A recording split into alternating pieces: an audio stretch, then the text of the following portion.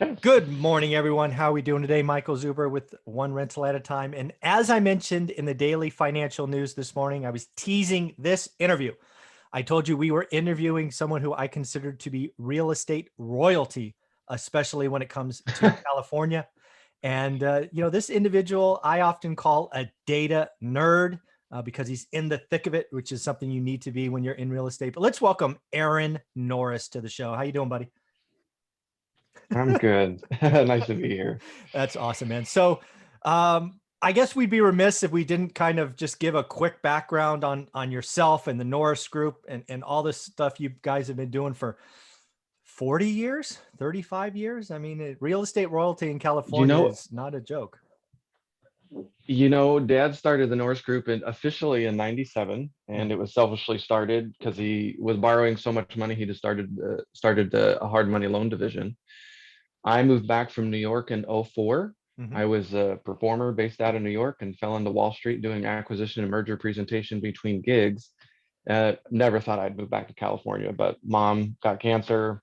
I moved back to be with family, and I actually didn't go right to the Norris Group. I went back to, I worked for a builder, fell in love with construction and development, and I was about to go back to Wall Street when Dad said, I want to write this report called the California Crash. Yep. And I had already helped him with reports because of all of my experience on Wall Street doing all these charting.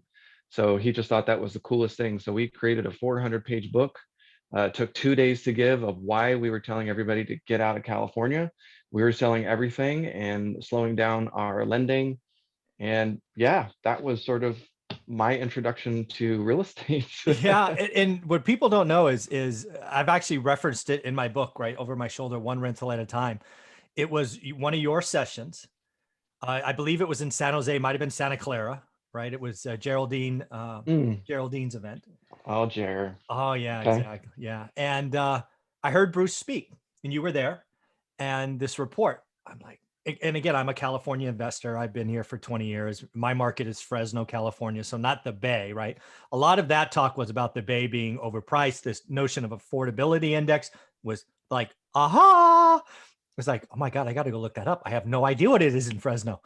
And lo and behold, it was right at what is the bottom of the range. And I'm like, honey, I never heard of this Bruce guy, but he seems pretty smart.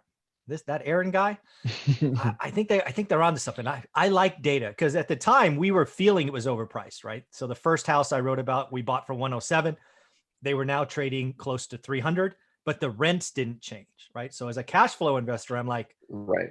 I can't buy anymore. And now I have the Yeah. Norris Group telling me time to get out. Let's go. We ended up doing a whole bunch of 1031s. We got into apartments right before the crash. So I've said it to you privately. I referenced you in the book, but I just want to thank you once again for saving my family from financial destruction in the California crash. So thank you very much.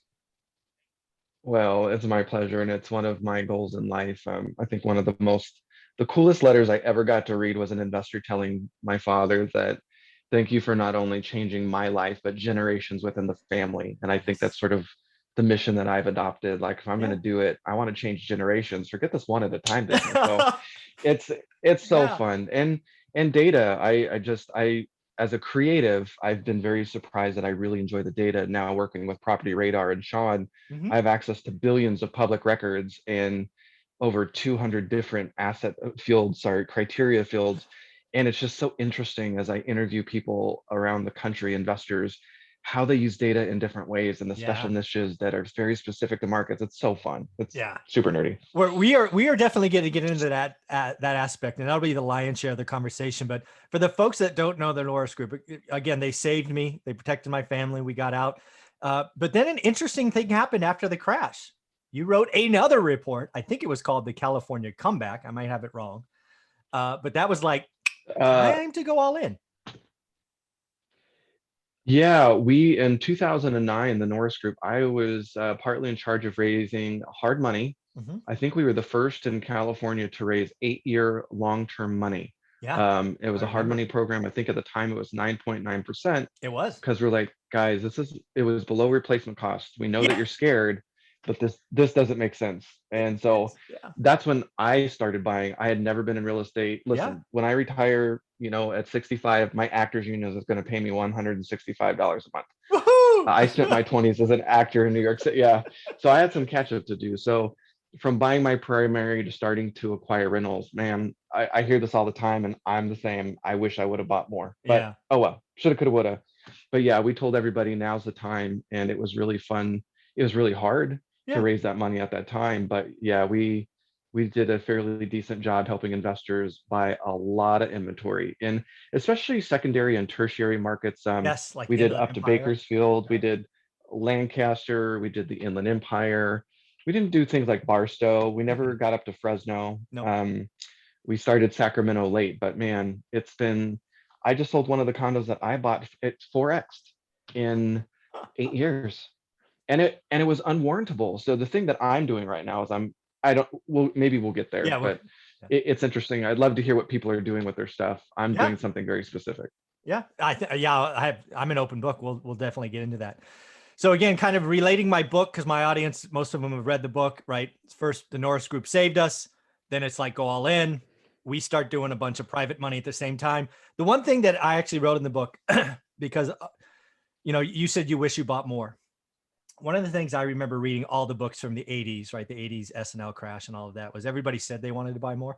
So one thing I'm still proud to say today is we closed every deal we could. Right. So we, That's Olivia, my great. wife and I, yeah, we have no regrets. We mortgaged a car. We borrowed from 401k. We went from friends and family, and yeah, stuff's up, 4, 5, 6, 10x in some cases. So it definitely works out. That's great. Yeah, I've heard the 10x, and Tony Alvarez. I do. Yeah, of course. The REO mentor. Dad just yes, Dad just did a presentation in Florida to the local RIA down there, and he was doing some research on the houses that he finished in 2005 in Rosemont in California, Sure. where he specifically got out right before we did the California crash. The last one I think sold for around 220, Okay. and Tony bought in that neighborhood for 30 grand. There's houses in that neighborhood now. They're listed for 350 grand. Exactly. It's insane. So they've 10x in less than 10 years. Bananas. Same. Yeah. So again, this Yeah. is the whole crisis. This is the Norris Group again, started in '97. Data nerds look at it. Affordability index. I talk about it at least weekly on my channel, telling people to go look at it. But look at it not as a data point, but it's the historical, right? What is it doing in your market, right? It's one of those indicators that the canary in the coal mine or whatever. At least tells you when prices are getting stretched. Yeah, and it is confusing. People always ask about that, like, hey, can you get down to the zip code level of affordability? And I know one of Dad's things is like, listen, I look at a statewide number at 17% affordability. And actually, in the newsletter that my dad just did, California Association of Realtors just came out with the affordability numbers, and it's 27. Last year, it was 28. Yeah. And so he did some exploration on how they came up with that number, and come to find out, California is losing the lower socioeconomic rung. They're moving out of the state, and we Yep. are attracting higher income. That changes the affordability number. So Yeah. we've got some buoyancy there, but he's been talking a lot about all your eggs in one basket. It's about ending up with a portfolio that you're comfortable with, Yes. no matter what the market does. If it goes up, if it goes down, just that's not why you're in it. Yeah. Yeah. Long-term buy and hold, one rental at a time guy. When you get the financing right, when you got the cash flow right, you really, again, I almost think net worth is an unimportant number, right? It's something you may brag with your friends, but I spend Right. cash flow, not net income. Or I'm sorry, net worth. Well, that's the smart way to do it. Yeah. Yeah. That's pretty fun. Yeah, like trying to buy rentals right now is not very easy in California, No, that's for sure. today. Yeah. Yeah. I haven't got so my whole portfolio until I retired was built out of the MLS, right? Just a guy looking every day, right? Multiple listing service, right? Haven't done that in about a year and a half. Haven't gotten one. Yeah, the last rental that I personally purchased in California was 2014. That's my favorite. But the important thing for me is since this is my first full cycle, I started getting in condos. I'm tired of condos. I'm done with condos. Especially since I had a few that were unwarrantable. So it's about 1031 exchanging into things that I love and I am looking at the cash flow Yeah. perspective and looking at, I love new inventory. I've just learned, so building houses to rent in Florida, Yep. taking that condo in Corona, California, that 4X, that's unwarrantable, and I got to get rid of it before the lenders go, you know what, maybe we're being too aggressive. Yeah. So Yeah. Lenders do change their mind, I right? will, they do it. And you know what, is 4X enough for me? Yeah, I actually honestly didn't think that this particular condo, and I'm sitting on a bunch of repairs. And Yeah, so being exactly. able to turn that into a brand new house that's going to rent for, I think I'm actually going to do co-living in Florida with this Okay. particular property, and it's going to probably rent for at least $1,500 more. And there's not a $365 HOA. So Exactly. I'm just repositioning. Yeah. Yeah. So it's fun. Yeah. And I'm, thank God, real estate. Yeah, no kidding. Well, let's talk about that because you and your family have made a move. I believe your dad actually physically relocated from Southern California to Florida, Mhm, right? Not all your eggs in one basket. California was mhm. really good to the Norris Group for a long time, right? You Decades know in the what? making. We're But still lending. oh yeah, The Norris Group is still lending. I am full-time at Property Radar. I'm right. dealing with an illness right now, so I am healing from open heart surgery at the moment. But I work with Property Radar full-time, teach nationwide, Yeah. work with media nationwide, which I know we'll talk about. Hmm. But yeah, the Norris Group still lends in Florida and California. We're doing a lot more flipping, but we also do refis on longer term stuff. So people that are maybe pulling out money to renovate it to get top dollar, sell, Yeah. leverage one rental to fix up others to get top dollars on 1031 exchanging out of the state. Yeah. Half of the people that I've talked to probably over the last 3 years that are really being careful about moving around, half are just like, California's been rad, it's done its job for me, I Yeah. can retire, I want boring. And the other half, they just don't appreciate the political environment, and it's been, especially during COVID, Oh, been a little bit uncomfortable. Yeah, so I hear a lot of complaints from landlords saying, I don't want all my eggs in the California basket, just from the political standpoint. oh, for sure. We have been the one micro group that everybody was okay attacking. Let's go hit those guys. Let's go get them. That's what it's felt like in California. Well, and it really bothers me because it's really, you've got Gavin Newsom, came into office talking about affordable housing, how much he was going to build. LA's mayor did the same thing, and they failed. Mhm. And it's not all their fault. Housing and urban development doesn't happen within cute little election cycles. Yeah. It's a very long process. I've been working with some media on that. They're very interested in coastal regions moving inland a little bit, and Hmm. um, some cities have done a really good job building assets where people really want to move there, but that doesn't happen overnight. Yeah. You've really got to do some really good planning, and you have to have great leadership. But there is I think there's only a handful of cities in the entire state of California that are actually meeting their affordable housing goals. So I've been teaching accessory dwelling units for over 2 years now.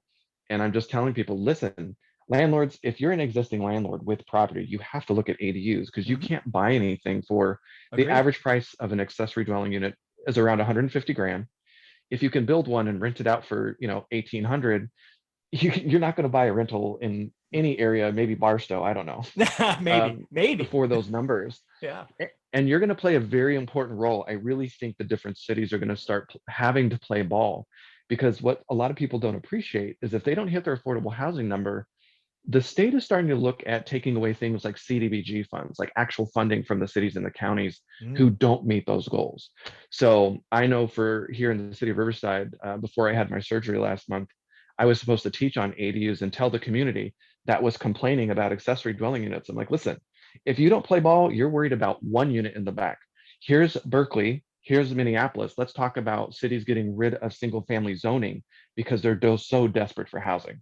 Yeah. So you're worried about a one unit next door when maybe you should be worried about an eightplex next door. Exactly. So, Yeah. yeah, Yeah. Which one do you want? Yeah. it's Yeah. right. And probably the most, I was going to say ADUs are an interesting thing. I think they did. Again, one of the few things I give Gavin Newsom credit for, because again, you got to give the guy top of the blame. You got to give him the credit when it comes out. Was the ADU edition? I think it was 2020 when that came out. Unfortunately, my experience to date is the appraisers. Right, you borrow, you build it. You're not getting kind of the burr. Right, you're not able to recycle the cash into this new asset. Appraisers aren't quite valuing them what I'll call correctly yet. Yeah, especially because it's harder to find comparable sales. And Hmm. so where I think it works, where we've funded some flipping with ADUs, it is certainly difficult. And Hmm. what an appraiser will do is come in and create an average square foot because they can't find a comparable sale. And when you're building an ADU, the most expensive rooms are in a smaller space, the kitchen and the bathroom. So it's a Yeah. higher dollar per square foot. So it doesn't work in your favor. So the biggest success stories that I've seen are investors that are doing these on existing rental properties that they bought early on. Yeah. They're pulling out cash, they're building these and creating more cash flows on stuff they love and they're going to hold long term. And they're being smart. I created a term called cramlord. Don't be a Oh, cramlord. Don't ruin the value of your property because you're doing a really crappy job designing yeah.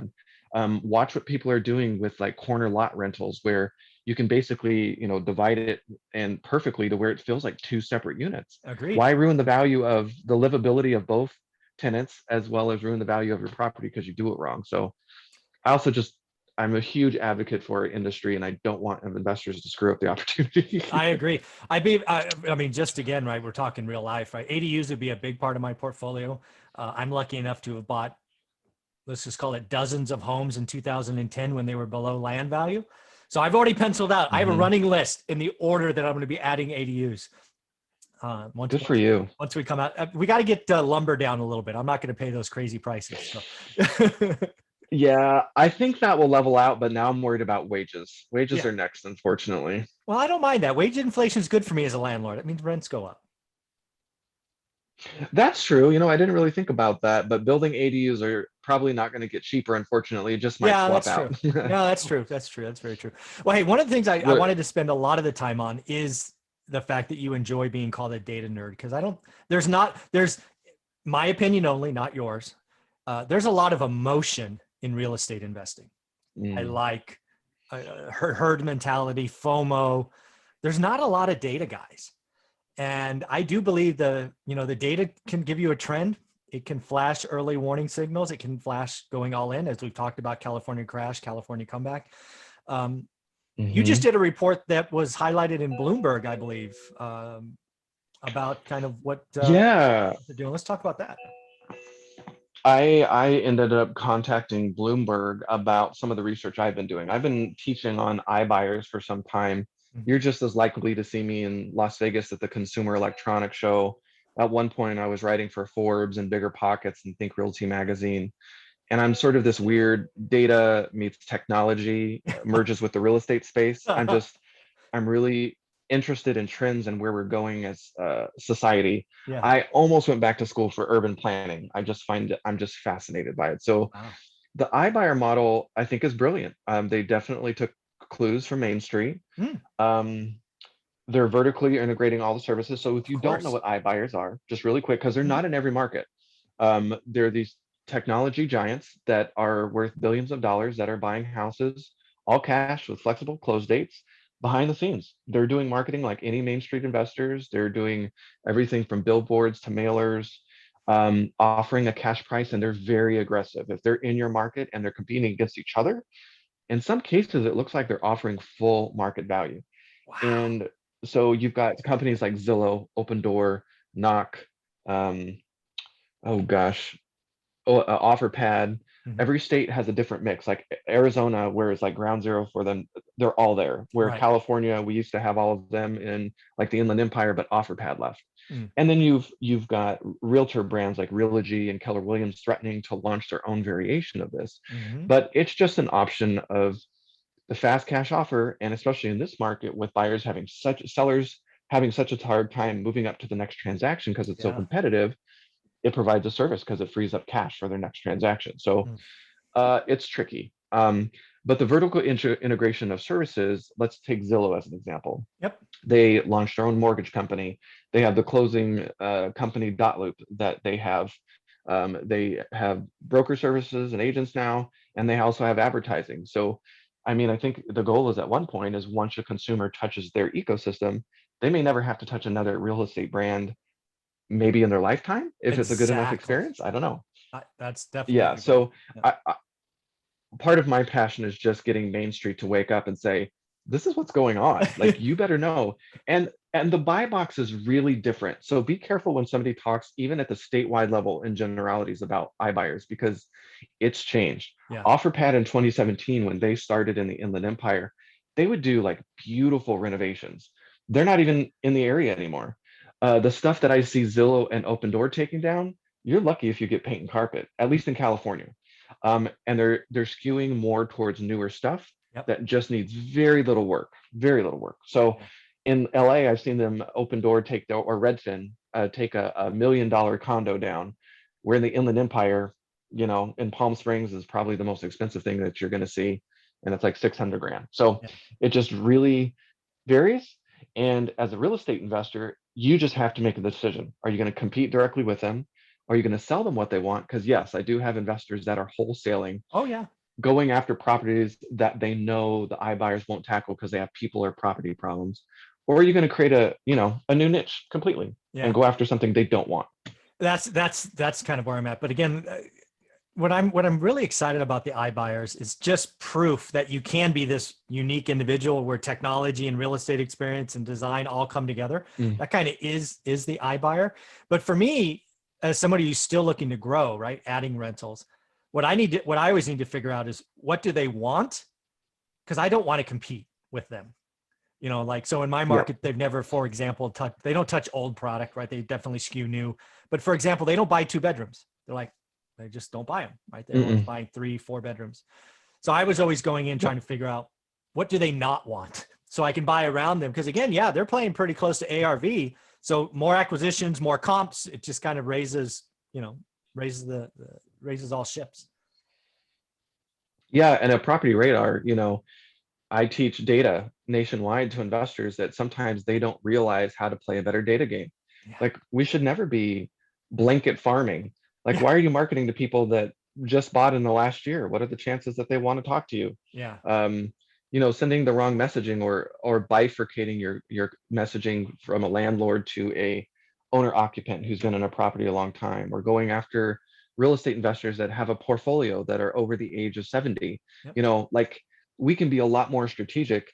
And I love to see the different ways that investors use data. I have some investors that use Property Radar that only call off the data. They don't do mailers, they don't do paid ads. I Yeah. mean, they're Yeah. just really good at on the phone. So Yeah. yeah, I love our industry and the different ways that people use data. And I can't tell you how much I've learned just the podcast that I run, Yeah. interviewing investors, stuff I would have never thought about. It's so cool. Yeah, that's awesome. One of the things I'd be remiss if we didn't talk about, because there's a lot, you know, if you've been in the game for a long time, there's a lot of new podcasts or YouTube channels, folks that only have 3, 4, 5 years experience on them. So they've only known a market that's kind of one direction, right? They don't have the full cycle experience yet.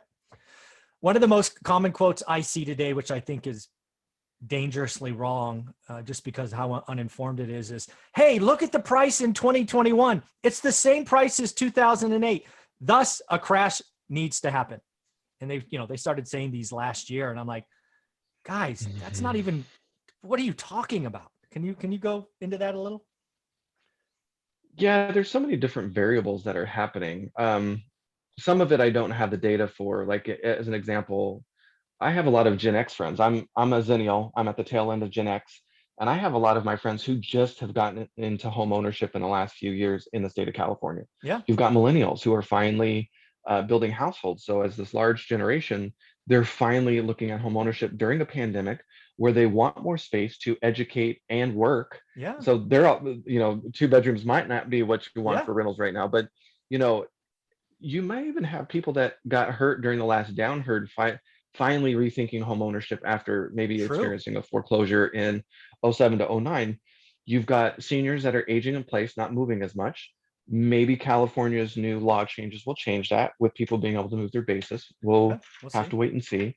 But yeah, there's definitely not going to be foreclosures. Yeah. You know, if you bought last year, you're looking at a 20% increase in price. So Yeah. I think it's called it a sale that you don't want to have, Yeah. but it's Exactly. not a foreclosure. Yeah, Yeah. And no again, short sales needed. yeah, if you are looking at real estate and thinking that price is the number, like the most important number, it's not. right? For most people, it's the largest investment they ever made, but it's financed. It's the interest rate, Hmm. right? You, Right. So during the people were getting 6 to 8% at the end of the tail end of the last run, they're exactly. getting 6 to 8% mortgages, and now homeowners are getting 2 to 3%, and it's a very different ball game. It's a very different ballgame. Incomes have gone up, Exactly. so incomes are different than they were a decade ago. Yeah, so it's that payment thing. Absolutely. Yeah. Yeah. So if you're listening, I mean, there were plenty of people out there 9 months ago talking about a 40% real estate crash in 2021. And I was willing to bet 10 grand donated to any charity they wanted, and nobody took me up on it. But anyways, now I just saw, I think it was, Yeah, I think go ahead. I think there could definitely it could soften, it could change at any moment. There's a lot of different variables, but yeah, a big crash like last time. I saw that online, like an economist posted something about a crash or something. We had an equation we had a playbook that said, you know what, we know that your house went down by half its value. We'll just extend it by a 40, 50-year term. We'll Yep. change your interest rate. Like we have the playbook when your value goes down by half. And now our prices have gone crazy. I don't think the federal government under the current administration is going to go, you know what sounds amazing? Let's have a huge foreclosure wave right now. Yeah, it's not happening. Just It's just I not I happening. don't see it. Well, last time Yeah. it was strategic default. Remember that strategic default? People that could make payments just, you said, Yeah. nope, I'm not going to do it. Banks kind of enforced it because they didn't want to talk to you until you were 90 days late. Today, it's avoidable foreclosure. Check this box. No payments, right? Talk about entirely banks just handling the situation differently. Well, yeah, so if you're a bank and you've got there are people in forbearance right now. They're not even showing up on a foreclosure Yep. chart because every state has sort of done different things when it comes to the foreclosure process. But okay, you're a bank. You could just as easily go back to the consumer and just be like, hey, global pandemic, nobody's fault. Yep. You owe this money, you promised to pay, your property value has gone up by 30%. You know, we're going to create something, but you need to get on a plan. Yep. So they could recast the loan, pretend not pretend that this year didn't happen, but tack it onto the back It'll be a and find a way to back. make money too. Oh Yeah. yeah, yeah. It's just not going to happen. There's no crash Yeah. coming. And I think it was Zillow this morning. I just wondered what you thought of this. They were doing April to April, which is a really odd time. Maybe I don't know why. So April of 21 to April of 2022, they were saying, you know what? Our crystal ball, which is good or bad, is both yours and I's, but they see 11.8% national appreciation, in the next 11 months. Feel a little Oh, rich? oh, in the over the next year, so Yes. 22. Yeah, Oh, they're thinking, 22. yeah, yeah, you know what? And it's so interesting watching all these secondary and tertiary cities as Yeah. people sort of rethink their urban. Listen, I'm a diehard New Yorker. My family sort of has a lot of history there. The people who want to live in a city are not, I think cities are going to do fine. Yes. Um, but when you're living in San Jose, at what is it, a $1.6 million median price? Correct. I have realtors report. I think it was Patrick Ferry and I talked about talking to people moving down to San Diego because it's close to the international airport. Yeah. San Diego's median price is 800,000. Oh, That buys a lot of first class tickets to San Jose when you need to go. exactly. So, so the conversation. I'm actually having more conversations with media about people sort of moving around the state to areas with more space. Yeah. So Space is so the good. coastal regions in the inland, um, and a lot of these inland cities have been smart. I live in the city of Riverside, and this is super nerdy. I don't expect people to know this, but right before the last downturn, the city of Riverside raised $2 billion in something called the Riverside Renaissance. Oh, They got lucky. Before the crash even happened, they didn't know it was coming. They raised $2 billion to do things like renovate the old historic Fox Theater, did oh, a ton of infrastructure project, bridges and roads, a new library. I mean, they did a ton of stuff to where now these folks living in LA, sort of saying, I'd like to actually own something with more space. They're yeah. looking at Riverside and being like, this isn't so Woo. terrible. Actually, Riverside is pretty good. Yeah, look at You know, that. Sacramento gets a bad name too. I Yeah. think Sacramento and Riverside feel very much like that. I know Fresno Yeah. gets a bad rap too, but That's some of right. these Yeah. cities Yeah. have great leadership who have really invested over the last 15 years and have done it right, and they're ready to grow. Yeah.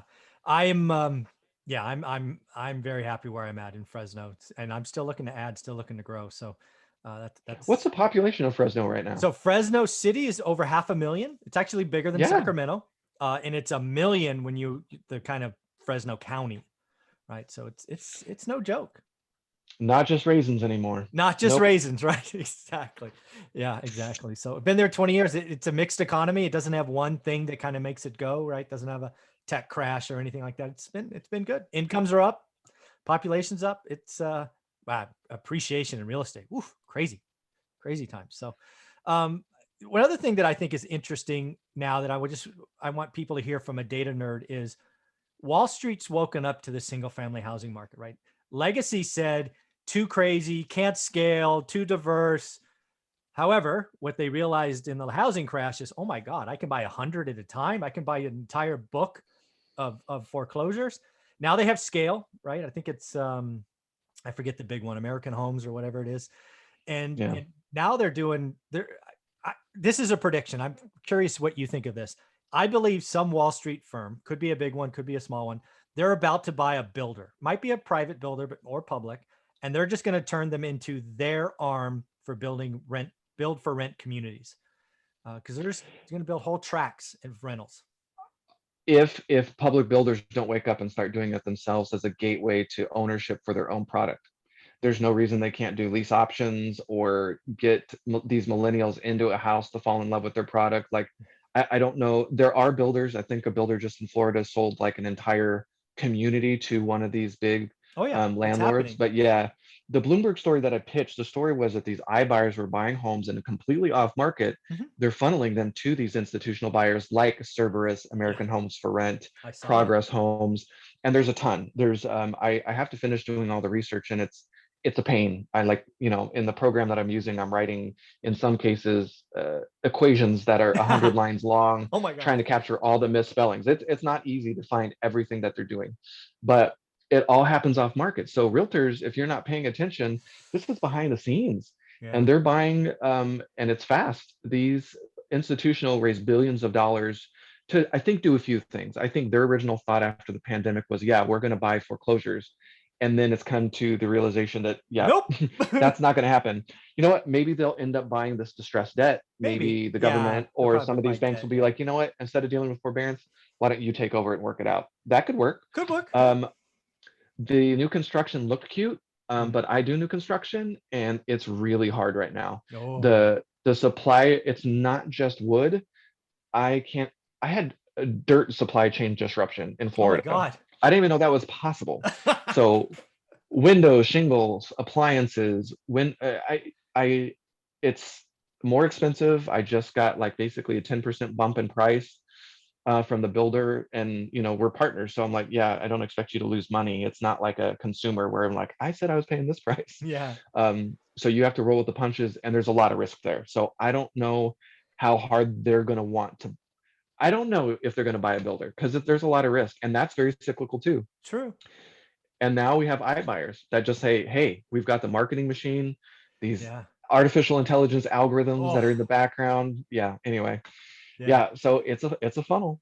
Yeah. Again, in what I'm just going to wait until kind of, the Congress or whatever wakes up, because what's happening is these marketing engines, AI platforms, technology, big tech, they're getting lead sources. They're being the only buyer at the moment. Hey, we'll give you X and we'll close whenever you want. And then, oh, by the way, in the same conversation, or after they hang up or whatever an internet hang up is, they're going off to Cerebus and going, "Hey, I got another one. You're going to give me cost Yeah. plus or whatever." And this Yeah. inventory is never seen by the public. You and I never see it. And Wall Street has access to ridiculously cheap money. I've heard 1.99%. Yeah, two billion correct, bucks. and something that consumers can't even compete with, and where they're going to run into problems, and why I'm really glad that Bloomberg paid attention to me, Yeah. because I've been talking about this with media for a while, and I don't know why it wasn't interesting. I was excited that they finally understood. I'm like, listen, part of the problem with this is the stuff that they go after is typically FHA loan limit stuff. It is the first time Oh, buyer stuff. absolutely, without They're question. not buying $5 million homes along the coast. So No. when that stuff comes off the market, and you're in a market like, I believe when CAR released their average time on market and the months of inventory, there was almost no county that had more than 2 months of inventory on the market, Mhm. and the time to close was like 7 to 10 days on market. It was nothing. Nothing. So things are moving fast. And when you have these Wall Street companies show up and they're taking them off market forever, Man, that's a bummer. And we've taken a decade off of building. And Mhm. not only that, we've taken a decade off of land development. So as the builders Yes. sort of work through the lots that they bought at the bottom, um, I don't know what they're going to do. I have builders in Florida just saying, we ran out of inventory. We're done for 6 months. There's nothing we can do. And they can't pre-sell inventory because Yeah. the supply chain is so disrupted. They don't know how much it's going to Yeah, cost they to can't build price it. Yeah. over the next months. I'm not kidding. Yeah, no, So I'm the sure. land prices has gone up crazy in Florida. And California's the same. It's just expensive and hard to build. And the skilled labor is a real problem. Yeah. When you stop building for a decade, and if you were a skilled laborer in California, You went somewhere else, what did or you do? you got something, another different job. Yeah. The people need to Yeah, hear that. you We have moved. a skill problem, a labor problem, a trades problem. They're You know aging what? out. I'm really excited though, because I go to nerdy events and stuff. I really am excited about 3D printed. I'm really excited about Yes. it. And builders are finally talking a little bit more about this. Clayton Homes is owned by Berkshire Hathaway. Yep. So like one of your largest manufactured home companies is owned by like a ginormous investor that is going to, of course, be investing in factory manufacturing of homes. So I think wall packs, modular homes are going to have to be the future, where you've got builders doing the vast majority using robotics and plants and then shipping it Yeah. on site. Yeah. I think that's I just where we're agree. going to have to go. Yeah. One of the words you used in your about 3 minutes ago that I just want people to hear again and talk about is, once Wall Street takes an affordable home off the market and it becomes a rental, it's gone. You said forever. And I agree with you, right? A lot of these people have always said that, like, they looked at Wall Street in '08, they bought a bunch of cheap inventory and like, just wait until they sell. Like, folks, why would they sell? At this point, they have no money in the deal and they're getting 6, 7, 8%. What's going to cause them to sell? Why would Wall Street sell? So again, I really do think every time Wall Street gets a home, it's gone forever, at least out of, homeowners. Yeah, I agree. I don't know why they would sell at this point. It's not their money. They don't care. They're just offering a rate of return with an Yeah. asset that goes up with inflation. Yeah, exactly. Why So would they? They just go borrow against it every 10 years. I mean, what they do? right, it's sticks, bricks, cement, windows, all the things that go up when inflation increases. So yeah, they're winning at life. And because we're in California, I can actually bring this up with you. SB 1079, are you aware of that all? Not That that was one. the No. change of the fork. It was a change of a foreclosure law Oh, where, yes. Yeah, I know oh, this one. what a mess. Our poor trustee sale buyers are really having to be very careful. So if you're not familiar with it, if you buy it at the courthouse steps, a foreclosure, there's a redemption period where somebody has, I think it's 15 days to show up and raise their hand, a Yep. consumer, nonprofit, government entity saying, oh, I'm going to buy that for $1 more or the same price. And they have Yeah. 45 days to close on that after they raise Yep. their hand, but there's no guarantee that they will. There's a lot of gray areas, who's responsible if there's a fire and all that kind of fun stuff. So it's gotten a lot harder for Main Street to compete. But they did some really weird things talking about institutional in that bill, trying to make it harder for them to buy. That was And you're like, yeah. Why would you do that? it completely ignores reality of what really happened. And the bill wasn't ill-meaning. I know that they were trying to do a good thing, trying to stop Wall Street from buying houses, but it's already done. And Yeah. it ignores that in 2012, if Invitation Homes and a bunch of companies showed up at the time, we would have lingered in California a lot longer. No, So they yes. came in and bought REOs, took them off market, fixed them up, and rented them. If they wouldn't have bought in mass, because as an investor, we were buying at the trustee sale. We thought they were nuts buying at full market value. They were buying under a different equation because they were Yeah, taking it off the market completely. So exactly. I just don't want our community to forget the history. Like Wall Street, I know they're a pain in the butt sometimes, but they played a very important role in absorbing that inventory. We would not have recovered as quickly. Oh, I remember. I still remember the day they showed up, right? Because I was buying houses every week, certainly every other week for 18, 24 months. Cheap, 20. I think the cheapest one I ever bought was 28 grand, but I was routinely Oh my buying for gosh. $40,000. I mean, like, it's not just lots. I mean, it's like a freaking functioning 3-bedroom, 2-bath house, like with a No, I roof and know. everything. It was crazy. And then one day there was no new listings. So in my market, it became a trend. Every Monday, the new postings would go up every Monday. And then one Monday came and nothing came. I'm like, oh, maybe it's a data. You just talked to, oh, it's a data problem, right? They didn't load it correctly. It'll show up Tuesday. Nothing. So I start calling all the REO agents who knew me by then because I was a buyer who closed. And they're like, hey, this Invitation Homes or this other thing, they just bought the entire list, sight unseen. I'm like, Hmm. they can do that? Yeah, they can do that. You're routinely giving me, 10 grand less than list. They bought at list. I'm like, oh, the world just changed.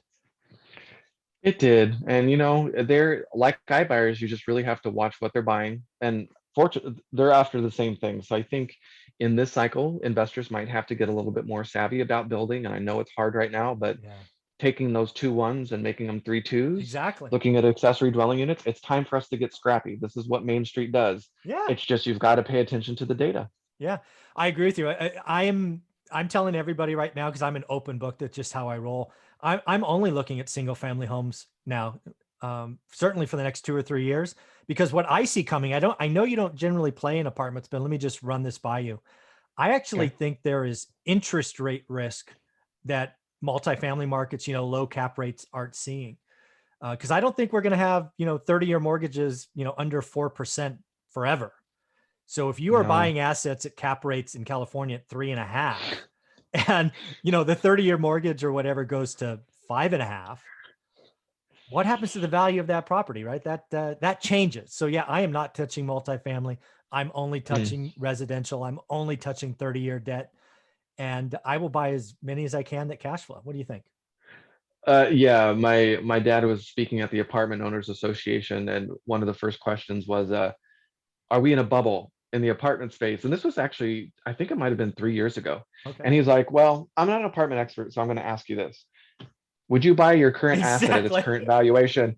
And there's rolling laughter across the audience. And he's There like, you go. that's a bubble. Yeah, that you've answered your own question. Yeah. He's like, so, Next. maybe, yeah, that's not why you own it. Maybe you bought it cash and you just want the cash flow and you don't care. I don't Yeah, know. there But are other yeah, reasons, but yeah, exactly. no, I agree with you. And I know a lot of investors are stressed too about the feds looking at things like changes in 1031 exchanges. Yeah, yeah. Yeah, there's a lot of risk right now. So investors are sweating a little bit. California doesn't always play balls with the federal rules too, like No, for sure. opportunity zones. Yep. Opportunity zones is a federal law, but California's like, no, we're going to go ahead and need those taxes now. So, but I will point out though, if the 1031 exchange does change, I'd like to point out that opportunity zones are for capital gains of any variety. So if you want to get out of Bitcoin, Yeah. I've had lots of conversations with investors in stock like Tesla and Apple that got in early in the Bay Oh, Area. for I'm sure. like, Yeah. you can move that into real estate, right? They're like, what? I'm like, you're What? welcome. Yeah, exactly. I just saved 53%. And I like talking about stacking strategies. I'll give you a great example. Sure. The entirety of downtown Riverside is an opportunity zones, and I was playing in Property Radar. I was like, okay, I want to find an R3 lot where Okay. on the site currently is a single family home, meaning that it Ooh, just yeah. has never been fully maximized. Yeah. There were way more than I thought. So Really? Okay. with the new ADU law, you can take a single family home and turn it into a sixplex. Really? 6? Yeah, by law, you can take it. So that lot being an R3 Yeah. with a single family home, Oh, you could gotcha. already build 2 more. Right. And then with ADU laws, you can build a ADU for each property. So Got yeah, it. Got it. Got it. Got it. Yeah. Right. Yeah. That's how you got the I 6. know it's nerdy, No, but that's, hey, I'm going to do that. I'm for going to the look up in my market for R3s in areas that I have not done that. So you have given me something that I will do today. well, and just it's a little nerdy. Every county sort of you have to know how they list. Like in LA, triplex lots, there's variations, but it's LAR3. So as long as you know sort of how they code it, that's how you search for it. And then you look up SFRs, and that's how to find it. There you go. I like that. Easy enough. This has been so much fun. I guess when you're looking at what's going on in your market, what are you doing with your portfolio? Again, you've already said you're getting out of non-warrantable condos. It sounds like you're moving that from California to Florida. Is that kind of what you're doing now? Yeah, I'm not selling everything. There's some stuff that I'll never be able to replace. Like I bought my last rental in 2014 was a house that was built in '05. It's been such a great rental, and I just had really good luck. I really love keeping the same tenants as long as Yeah. possible. Man, I've had a great run. So I have a handful here, but I'm done selling here. And then yeah, I've been building brand new houses in Florida. The rents have gone really well, and I'm able to exchange that 250, 600 square foot condo for a brand new house in Florida that rents for a lot more. And Yeah. something that I just believe in the market. Florida, for now, is the number one net migration as well Yes. as immigration. Yeah. Yeah. No So I kidding. just think they're going to grow. And I'm parked there long-term. I'm a Yeah, yeah. long-term guy. Yes. So So Florida's a big state. You want to share what city you're in or cities you like? I'm in several. I've been in Orlando. I've been in Leesburg. We're in the Southwest Florida market. Okay. Um, I want all you California investors to know how rad it is. We have so much great data here. It is Yeah. not the same in every state. Yep. It is much harder, but I'm there for a very specific reason. My father's been investing there, and I have family there for over 20 years. So, do your homework. And yeah, it's hard to, especially with areas like that that have hurricanes. You have to be careful and have a network that you really trust and like. But Yeah. yeah, the numbers just make sense there, that, and they just don't here. I mean, Very cool. I can buy a lot for under 20 grand in California, even in rough areas. No, Yeah, and I can't buy a no, lot in Fresno for under 20 grand. So yeah, yeah. probably 60 grand. And we'd be remiss if we didn't give Property Radar a plug. Yeah, Property Radar, we are now national. So if you didn't know, we're known for the 5 Western states foreclosure data, but now we have rolled out nationwide. So as a lot of investors are looking to get into other markets, it's fun. I love teaching nationwide and going into different markets and hearing what they're doing. It's so much fun, and it is so different, and every market is a little bit different, and Property Radar is a great way to start. So Yeah. if you ever need any help, I am typically in the community.propertyradar.com. If you have questions, I have iBuyer marketing posted in there. Woohoo. One of the fun ones is Sunday.com. If you're not familiar with them, they they've put out a letter that a lot of investors were really upset about, because it threw local investors under the bus, saying, "Oh, you're probably getting contacted by a bunch of people lowballing your offers." It Yeah. was, and then what investors don't know is that they wholesale to local Of investors. course So they do. so dirty. I've got that letter in the community. If you've never seen Open Door, the letters that they're sending out to get an idea of what they're doing a beautiful job. So Yeah. those are in the community. I also have quick links. One of my favorite things of Property Radar is I can build criteria and put a link in our community. And if you're a subscriber, you click the link and the criteria pops up. So you and I Nice. have been talking about iBuyers. Yes. I have already pre-built to where you can hit the link, it'll open up, and you just change the city and you can see what iBuyers are in Fresno. Very, very cool. Well, what is that link one more time? Community.propertyradar.com. And then there's a free 3-day trial at propertyradar.com too. If you've never played, give yourself a good 3 days to really explore. It can be a little bit intimidating, but I just tell investors just to really, it's not really good for the beginner investor. I think they tend to get lost, but for the investor who really knows what they're after and what their niche is, we say chocolate versus peanut butter. Chocolate is what you bring to the table. Okay. It's far easier on the peanut butter, the data at Property Radar. We're a match, but if you're not really clear, it's easy to get lost because there's so many data points. So Yeah. we pre-append phone numbers and emails. It's just a great resource. It changes the game when it comes to investing. So if you Absolutely. haven't played, go play. There you go. Well, Aaron, thank you very much for doing this. I had such a great time. It's kind of nice reliving the history and talking about the future at the same time, and I appreciate it. Have a wonderful day. Remembering it was fun. Thanks.